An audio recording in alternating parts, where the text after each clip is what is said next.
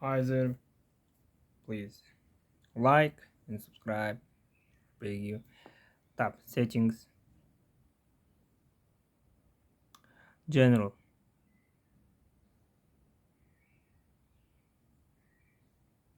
about. Yeah, we can find out coverage expired. Yeah, paid, available, phone support available, parts and service history.